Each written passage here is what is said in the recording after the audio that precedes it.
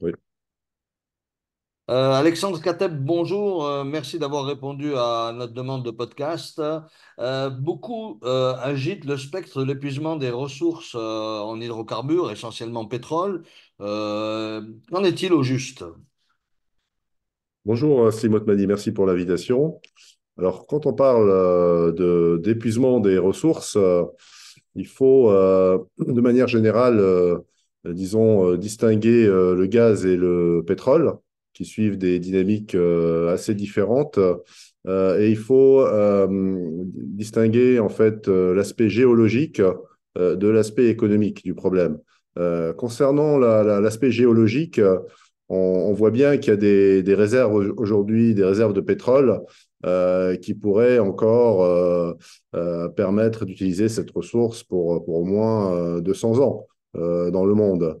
Donc la question n'est pas vraiment là. Pour le gaz, c'est encore plus vrai que pour le pétrole, puisqu'il y a beaucoup de gisements qui n'ont pas été explorés, exploités, notamment le gaz de schiste dans certains pays, comme l'Argentine, l'Algérie, etc. En fait, ce qui est important, c'est plutôt l'aspect économique, c'est-à-dire la viabilité en fait économique de cette ressource dans un contexte où en fait il y a une transition vers des ressources alternatives, vers des énergies alternatives et où en fait l'usage de ces ressources pourrait drastiquement diminuer dans certains scénarios dans les 30 à 40 années à venir. Alors ça concerne plus le pétrole, évidemment, en lien avec la transition vers les voitures électriques et aussi la transition vers d'autres ressources comme le gaz, du pétrole vers le gaz. Et ça, c'est une tendance qu'on a observée, notamment dans le secteur électrique. Et donc, en fait, pour le gaz, il y a une fenêtre, on va dire, d'opportunité qui est plus large, probablement de quelques dizaines d'années, mais à très long terme, là aussi, il y a beaucoup de pressions, que ce soit des pressions réglementaires ou des pressions économiques ou géopolitiques, pour réduire l'utilisation de cette ressource, même si ce n'est pas forcément aujourd'hui d'actualité encore. Donc, puisqu'on parlait de l'Algérie, vous avez abordé la question de la rareté, justement, du spectre de l'épuisement des ressources en Algérie. Je voudrais lier cela aussi à la gestion de ce que l'on appelle en Algérie communément la rente des hydrocarbures. En fait, peut-on parler du syndrome hollandais dans le cas de l'Algérie? Alors, le syndrome hollandais, c'est quelque chose de très particulier qui a été étudié dans des pays qui avaient une très forte tradition industrielle, notamment donc en Hollande, hein, aux Pays-Bas, suite à la découverte de gisements de gaz dans les années 1950-1960.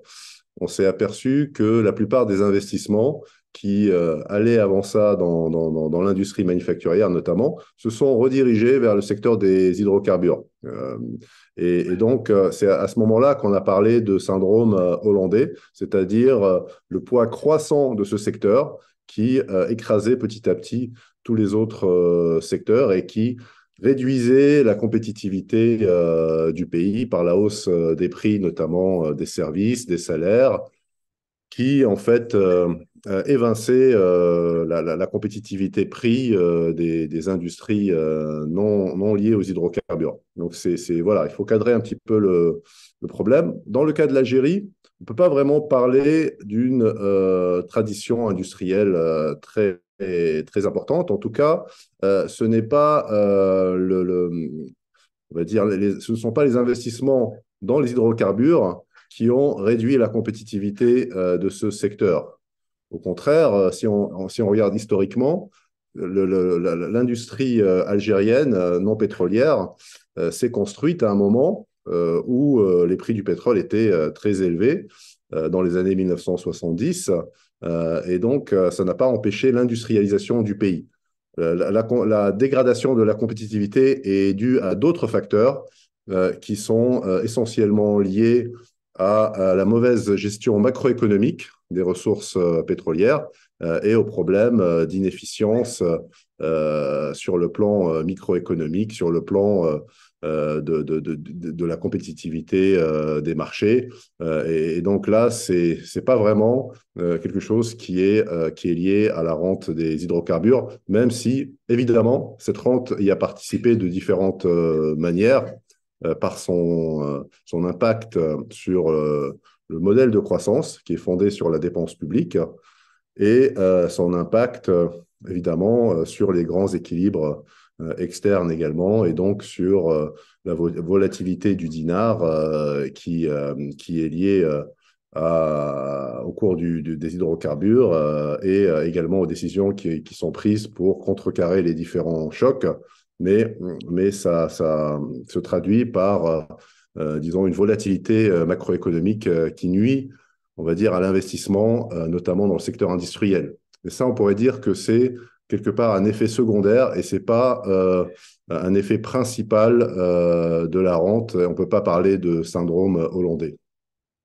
Alors, beaucoup disent que l'Algérie est complètement intoxiquée justement à sa rente des hydrocarbures. Et beaucoup disent aussi que ceci impose une autre gouvernance de cette rente. Alors, peut-on entamer réellement cette réforme de la gouvernance sans réforme du système politique et quelles en seraient les pistes? Bon, les deux questions sont évidemment très liées. La gouvernance politique et la gouvernance économique et notamment la stratégie de diversification et on va dire, d'isolement de la rente des hydrocarbures et de ses effets négatifs sur l'économie. En fait, les deux questions sont intimement liées. Il y a une littérature extensive sur ce sujet. C'est lié à l'économie politique de cette rente, c'est-à-dire que cette rente est captée par un certain nombre d'intérêts qui sont plus ou moins assimilés à l'État, mais qui peuvent aussi s'en écarter. Ça peut être aussi des intérêts privés. Et en fait, ces intérêts-là, évidemment, n'ont pas vocation, s'ils tirent des ressources réelles ou symboliques de cette rente, ils n'ont pas vocation vraiment à s'en passer ou à la contenir, à, on va dire, une gouvernance qui la mettrait au service de la, on va dire, de l'extinction de cette rente. Par exemple, comme c'est le cas en Norvège, où quand il y a eu les découvertes d'hydrocarbures, le Parlement norvégien a voté une loi qui a isolé tous les revenus issus des hydrocarbures dans un fonds, le fameux fonds souverain norvégien, et ce fonds est chargé d'investir financièrement les recettes de cette rente dans des industries qui, généralement, n'ont rien à voir avec le pétrole et le gaz, et donc d'isoler les effets négatifs que peut avoir cette rente sur l'économie norvégienne, avec un certain succès, même si la Norvège dépend aussi de manière, on va dire, atténuée par rapport à d'autres pays de cette rente, hein, puisque ça permet aussi de stabiliser les grands équilibres macroéconomiques, mais c'est incomparable avec d'autres pays qui n'ont pas mis en place ce type de gouvernance.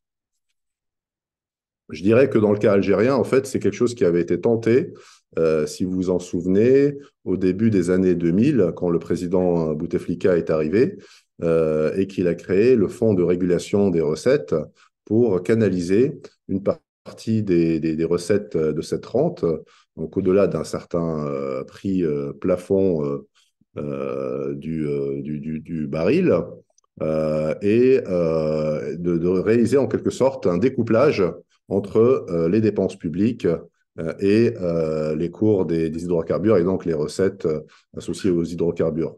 Mais cette stratégie n'a pas tenu très longtemps, justement en raison d'un système politique qui n'encourageait pas, ou plutôt qui décourageait justement ce type de transparence et ce type de gouvernance et qui, en fait, dès la première occasion, s'aborder cette stratégie en puisant dans ce fonds et en allant, souvenez-vous, en 2016, je crois, jusqu'à la disparition de ce fonds. Alors, le contexte international, on y vient, a considérablement réduit l'horizon pour les analystes et implique pour les pouvoirs publics une gestion des risques proactive. Quel est votre regard justement sur cette gestion de risque? La gestion des risques, c'est d'abord d'imaginer les scénarios les plus négatifs, ce qu'on appelle faire des stress tests dans le jargon des économistes, et donc voir quelles sont les conséquences d'une baisse du prix du pétrole ou de la demande mondiale à un niveau très faible par rapport au scénario central, et voir si les équilibres du pays sont affectés dans ce cas. Or, aujourd'hui, je dois dire que l'Algérie n'est pas du tout dans une situation de résilience vis-à-vis de ce type de scénario extrême. Les différents indicateurs le montrent.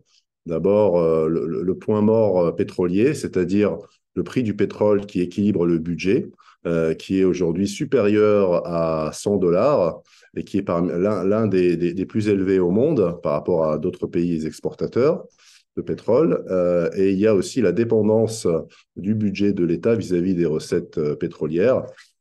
Ces recettes représentent à peu près 40 à 50% des recettes totales de l'État.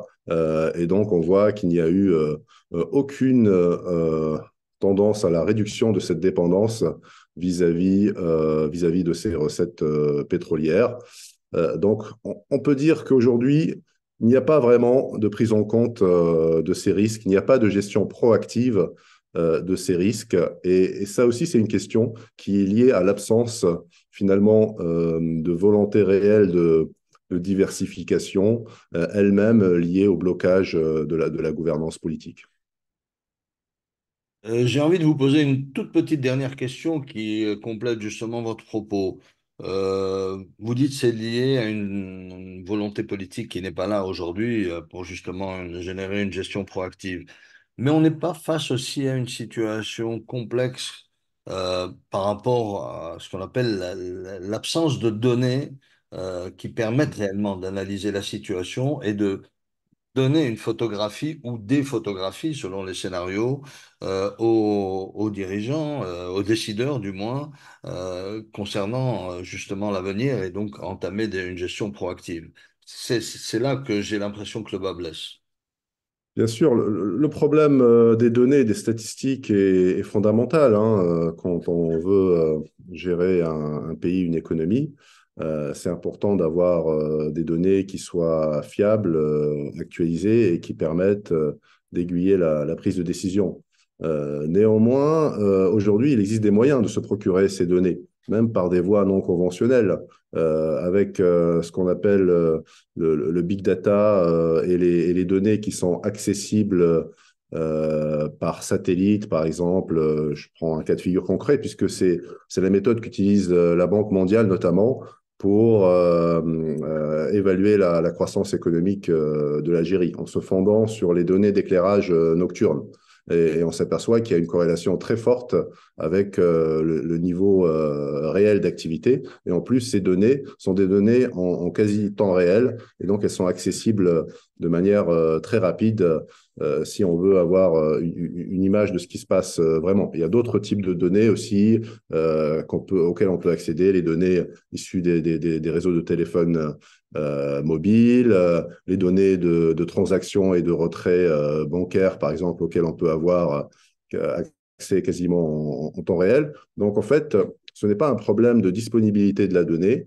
J'en sais quelque chose puisque j'ai travaillé sur le développement de ce type de méthode non conventionnelle depuis quelques années, mais c'est plutôt la volonté de savoir s'il y a une stratégie pour on va dire, collecter ces données, les analyser, et surtout une stratégie de, on va dire, de diversification et de gestion proactive de ces risques qui, à mon sens, n'existe pas aujourd'hui. Merci Alexandre Katem et à bientôt.